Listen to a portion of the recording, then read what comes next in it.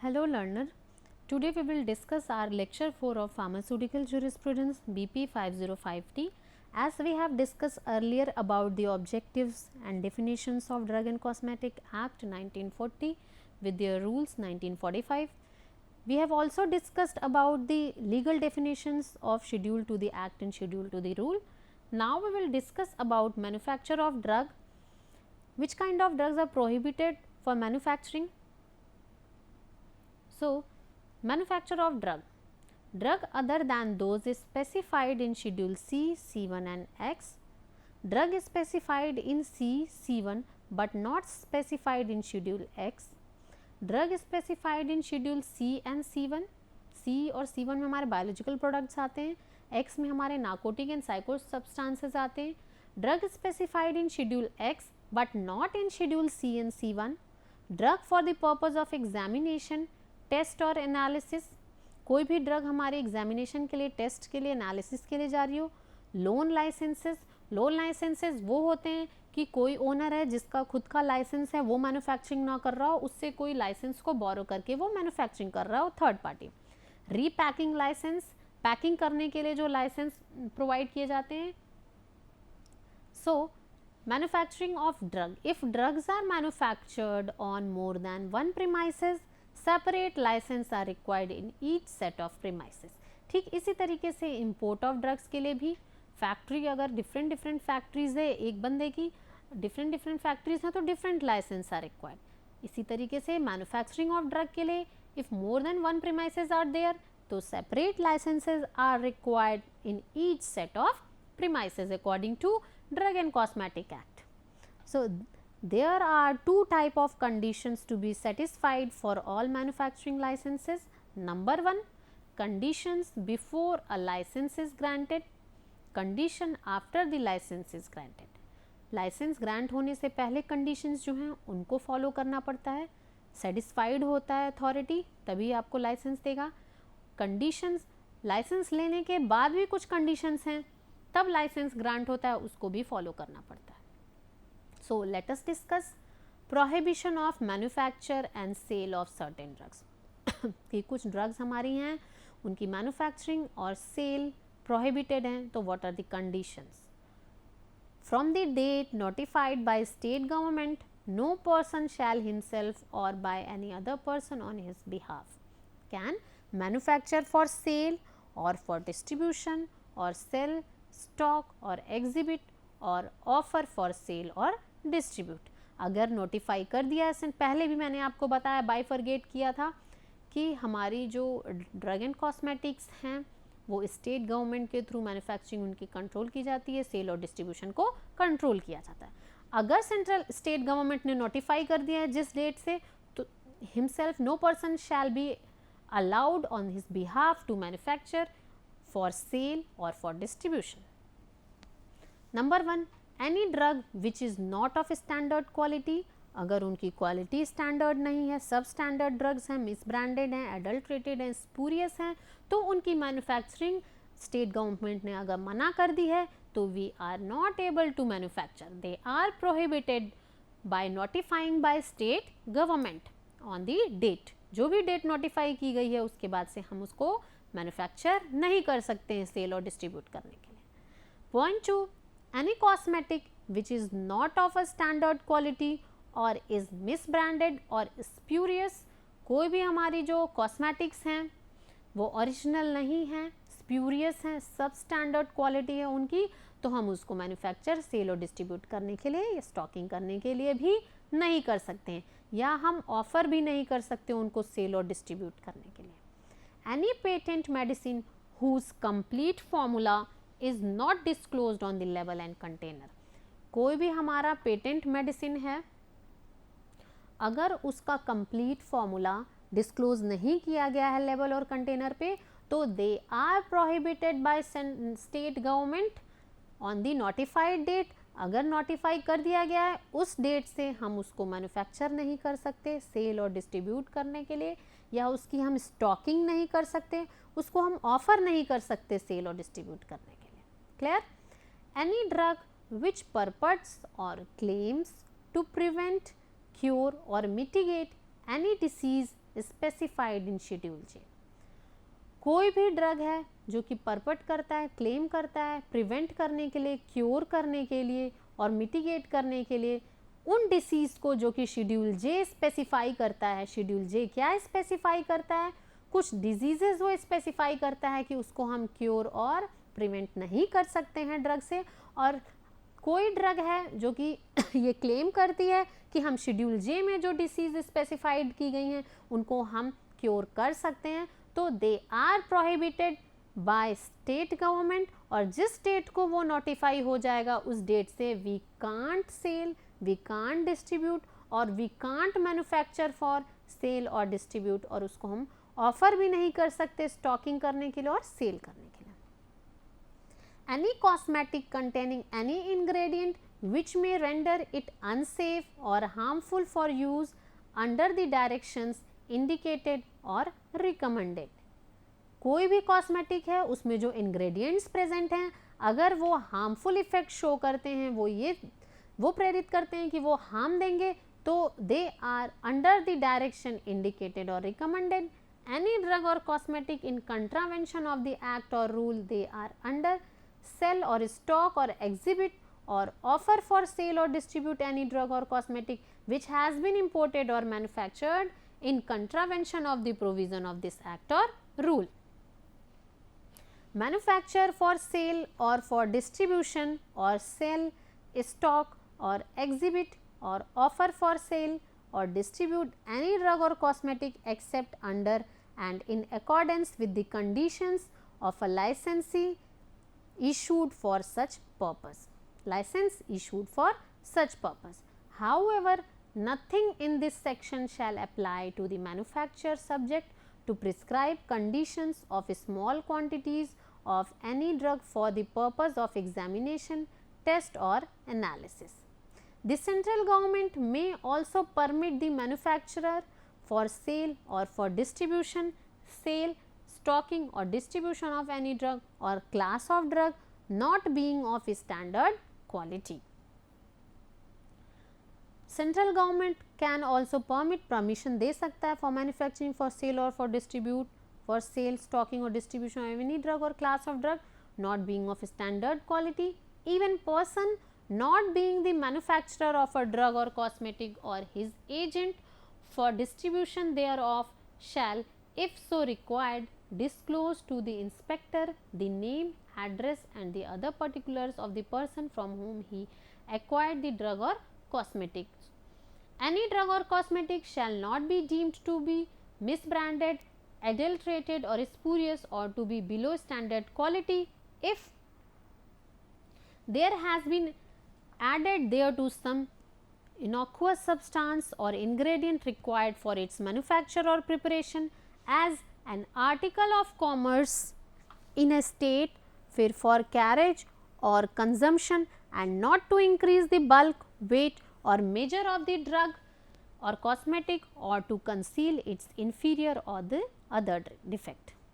In the process of manufacture, preparation or conveyance, some extraneous substance has been unavoidably become intermixed with it. However, this shall not apply in relation to sale or distribution of the drug or cosmetic occurring after the vendor or distributor becomes aware of such intermixture. Manufacture of drug other than in Schedule C, C1 procedure. A licensee is obtained from licensing authority, Food and Drug Control Administration on application in prescribed form number 24 with prescribed fees rupees 6,000 1500. Licensing obtain करेगा licensing authority से food and drug control administration on application in prescribe form number 24 with prescribe fees. If condition fulfilled, then license is issued in a prescribed form number 25. There are two type of conditions for all manufacturing licenses. Number 1, condition which are to be satisfied before a license is granted and condition which are to be satisfied after a license is granted. Manufacture of drug other than in Schedule C and C1 procedure. What is the procedure? Premises should comply with the Schedule M. Schedule M means good manufacturing practices. जो भी हमारा factory premises है, जहाँ manufacturing हो रही है, drug की formulation हो रही है, they must be according to Schedule M. They must follow guidelines of good manufacturing practices, WHO guidelines, कि किस तरीके के हमें लेआउट चाहिए, फैक्ट्री चाहिए, वेंटिलेशन चाहिए, कंपार्टमेंट्स किस तरीके के होने चाहिए, कौन सा डोसेज फॉर्म का कंपार्टमेंट पहले होना चाहिए, कौन से डोसेज फॉर्म का बाद में होना चाहिए, किस तरीके से स्मार्टली हमें पाथवे बनाना चाहिए, हमारे जो भी टेक्नीशियंस हैं, हमारे प्रोडक्शन ऑफिसर्स हैं, उनको आने और जाने के लिए, ताकि कंटामिनेशन कम से कम हो. The manufacture shall be conducted under the active supervision, direction of competent technical staff. Adequate facility for testing, separate from manufacturing, adequate storage facility. Any change in premises, plant or staff, it reported to authority. Record maintained for at least 2 years from the date of expiry. Record को maintain करके रखते हैं, जो भी ये manufacturing हो रही है शेड्यूल सी, C1 में जो ड्रग्स आती हैं उनकी, तो उनका रिकॉर्ड एटलीस्ट 2 to 2.5 ईयर्स तक के लिए ये रखा जाता है from the date of expiry, इसलिए ताकि कोई भी उसमें प्रॉब्लम आए तो वो डिटेक्ट किया जाए, मॉनिटर किया जाए उसके सैंपल्स को. License should provide sample to authority. Licensee जो है वो सैंपल भेजता है अथॉरिटी को, वो डिटेक्ट करते हैं, वो मॉनिटर करते हैं. On demand furnish data of stability, जो हमारी स्टेबिलिटी की जो टेस्टिंग की डेटा है वो भी हमारा रखा जाता है. मेंटेनिंग इंस्पेक्शन बुक, हमारे जो इंस्पेक्टर्स आते हैं उनकी बुक भी मेंटेन की जाती है, कब कौन इंस्पेक्टर आया था, किस तरीके के ड्रॉबैक्स बताएं, कौन सा उन्होंने रिजेक्शन किया है फॉर्मुलेशन का, क्या कमियां बताई हैं. Maintain reference samples from each batch. Reference samples हमारे मेंटेन किए जाते हैं हर मैन्युफैक्चरिंग, हर बैच के रेफरेंस सैंपल्स हमारे CDRI से आते हैं, कोलकाता के लैबोरेटरी से आते हैं, जो गवर्नमेंट अप्रूव लैबोरेटरी हैं. उन रेफरेंसेस को हम डिटेक्ट करते हैं, एनालाइज करते हैं. Account of production recorded and maintain for 5 years और 1 year after expiry.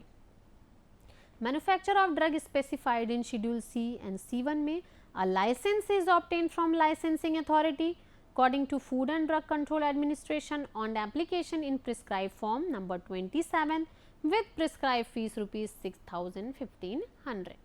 If conditions fulfill, then license is issued in a prescribed form, that is number 28.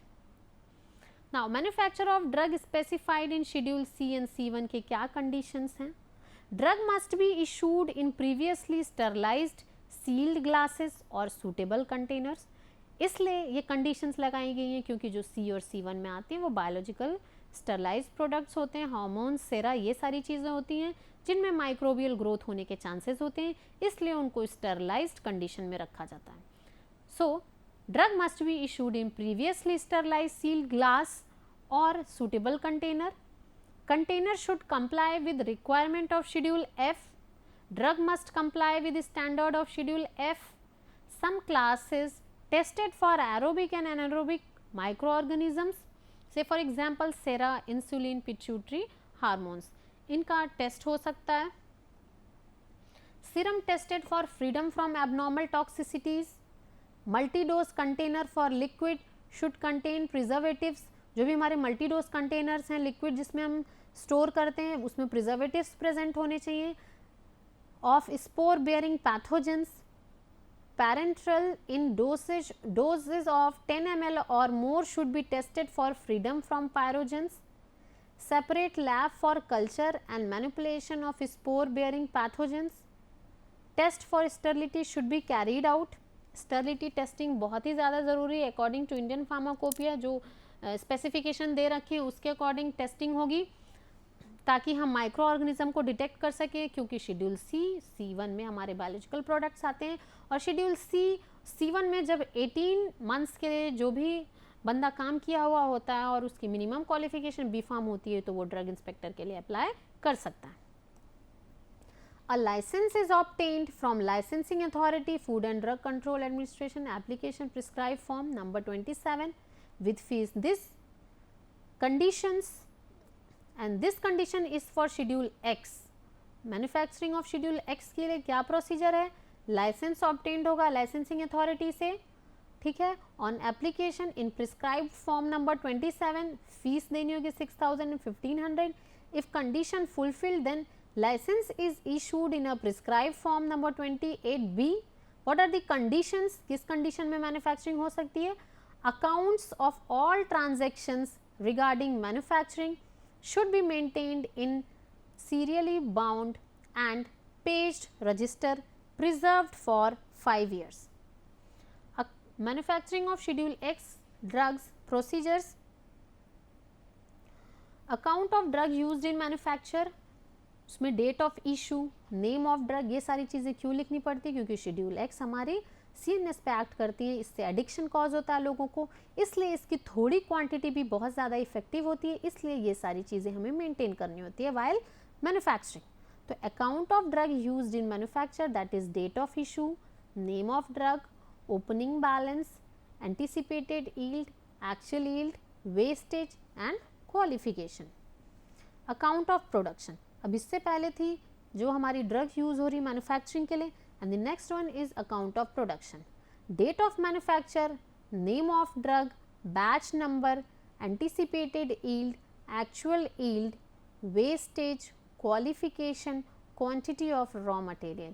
तो प्रोडक्शन के टाइम पे डेट ऑफ मैन्युफैक्चरिंग पता होनी चाहिए, name of drug कौन सा use कर रहे हैं क्लियरली मेंशन्ड होना चाहिए, बैच नंबर कौन सा बन रहा है ये पता होना चाहिए, एंटिसिपेटेड यील्ड एक्चुअल यील्ड कितनी आ रही है ये पता होना चाहिए, कितनी वेस्ट हो रही है ये नोटिफाइड होना चाहिए, qualification and quantity of raw material must be knowing. And these all have to be sent to copies of invoice of sale to licensing authority every 3 months. Store drug in direct custody of responsible person, कोई responsible person के under ही ये drugs को store किया जाएगा। Preparation must be labelled with XRX। XRX हमारे narcotic drug और psychotropic substance drugs के लिए लगाया जाता है। Marketed in packagings not exceeding 100 unit dose, tablet पर capsules, 300 ml oral liquids, 5 ml injection, and these are the references. So let us discuss again and let us summarizing कि what are the conditions, in which condition drugs can be manufactured and which kind of drug can be manufactured in which conditions, which kind of drug are prohibited to manufacture.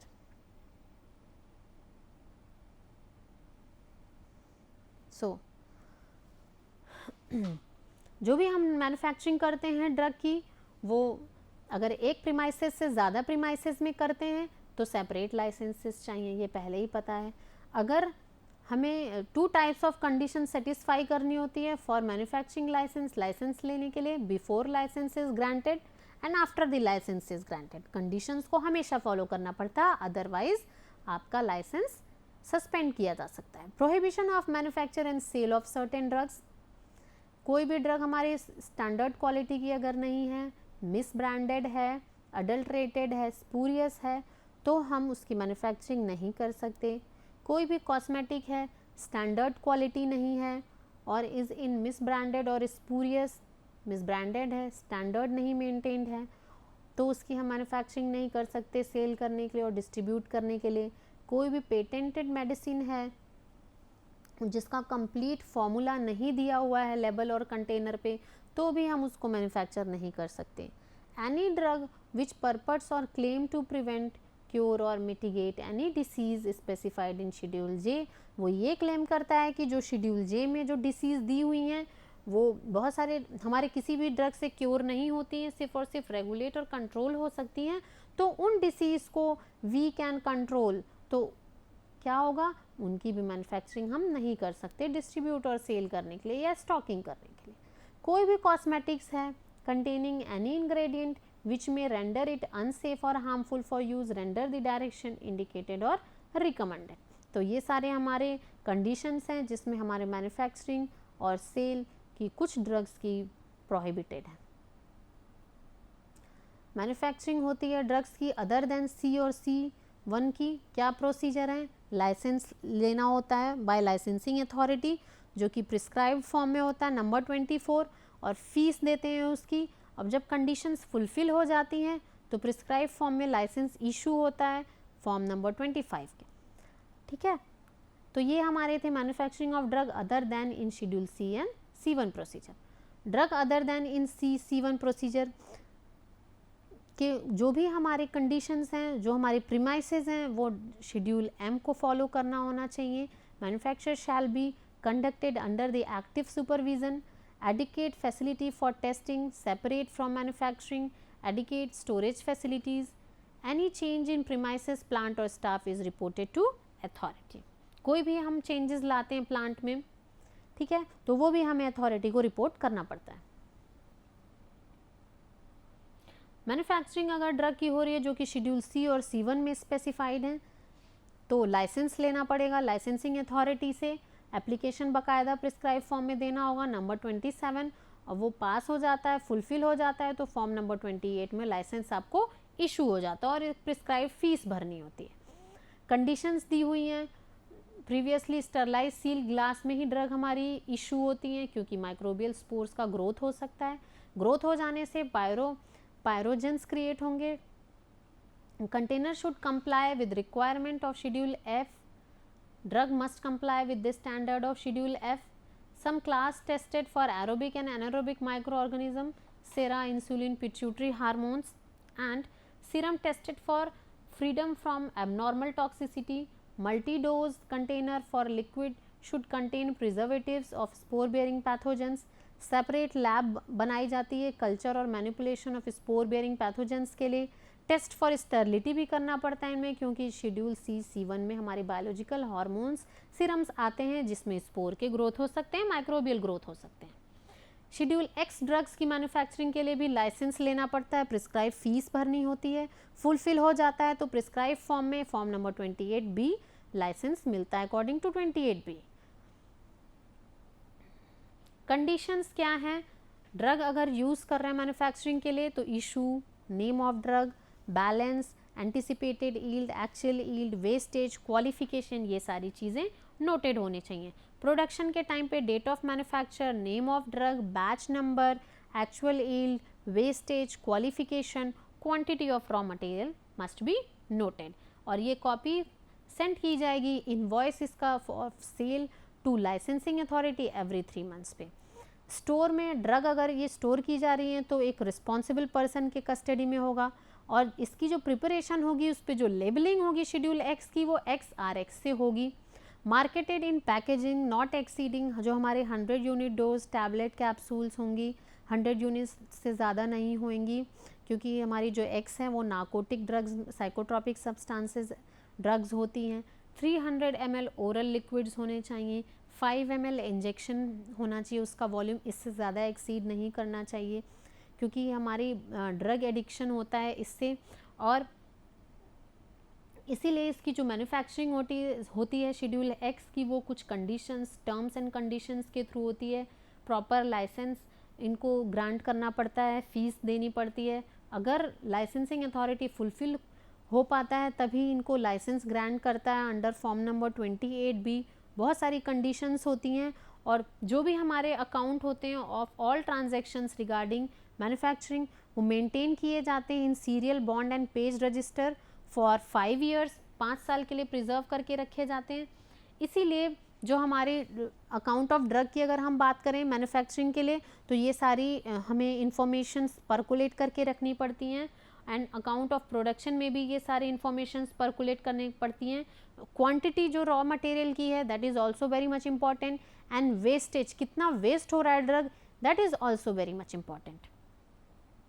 सो हमारी जो licensing है इसमें जो prescribe fees है वो 6000 rupees है as well as 1500 form number 27 के through, और फॉर्म नंबर 28B जब लाइसेंस हमारा प्रिस्क्राइब हो जाता है वो होती है।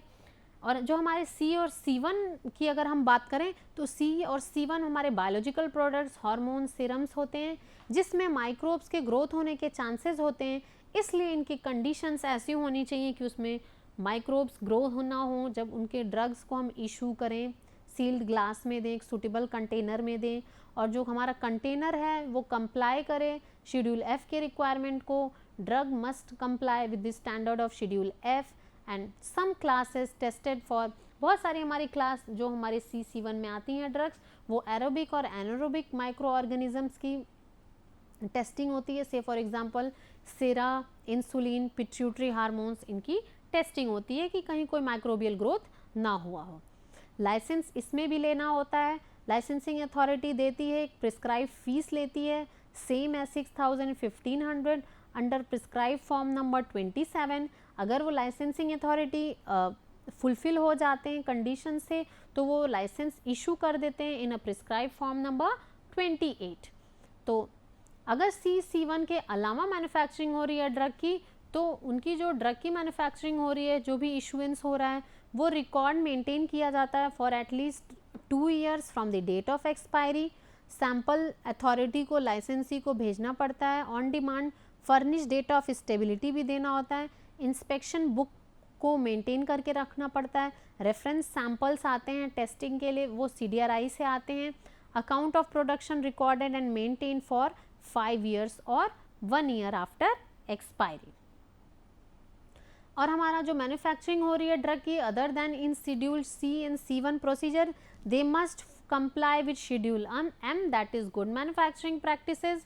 कैसी फैक्ट्री के प्रीमाइसेस बनाए गए हैं, कैसा लेआउट है, वेंटिलेशन कैसा हो रहा है, स्टोरेज एकोमोडेशन कैसा है स्टोर के लिए, सैम्पलिंग कहाँ से कैसे हो रही है, और जो पाथवे बनाया गया है लेबर्स को, मैन्युफैक्चरर को, प्रोडक्शन ऑफिसर्स को आने के लिए, वो किस तरीके का डिज़ाइन किया गया है. सो हमारे इसके जो रेफरेंसेस हैं, that is forensic pharmacy by B. Suresh and text book of forensic pharmacy by B. Mittal, Vallabh Prakashan, Delhi.